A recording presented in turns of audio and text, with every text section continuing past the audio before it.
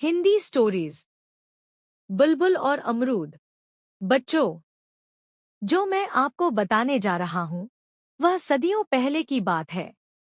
एक बार एक बुलबुल को अत्यधिक भूख लगी।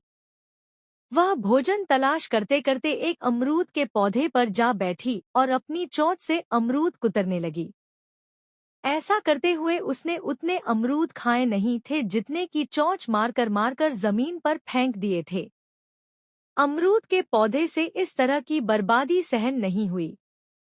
उसने बुलबुल से कहा, ओ बुलबुल, तुझ में और तोते में भला अब क्या फर्क रह गया है?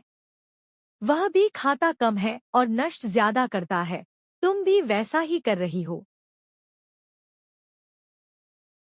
बुलबुल को उसकी बात जंच गई और वह खुशी खुशी मान गई। उसके बाद वह पके हुए फल ही खाने लगी। जब उसका पेट भर जाता तो वह एक भी फल को व्यर्थ चोंच न मारती।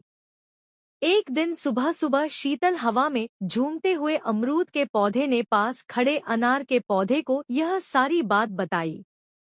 अभी दोनों पौधे बातें कर ही रहे थे कि इतनी देर में एक लड़का वहां आया और छड़ी की सहायता से अमरूद के पौधे पर वार करके अमरूद झाड़ने लगा। उसने कच्चे, अधपके और पक्के सभी तरह के कितने ही अमरूद झाड़ कर जमीन पर गिरा दिए। फिर उनमें से जो पक्के और अच्छे लगे वह चुन लिए, बाकी वहीं जमीन पर गिरे रहने दिए और चला गया। उसके जाने के बाद अनार का पौधा बड़े दुखी मन से बोला, मित्र अमरूद, बात तो तुम्हारी ठीक है, पर जो बात बुलबुल को समझ आ गई वह बात इन मनुष्यों को कब समझ आएगी?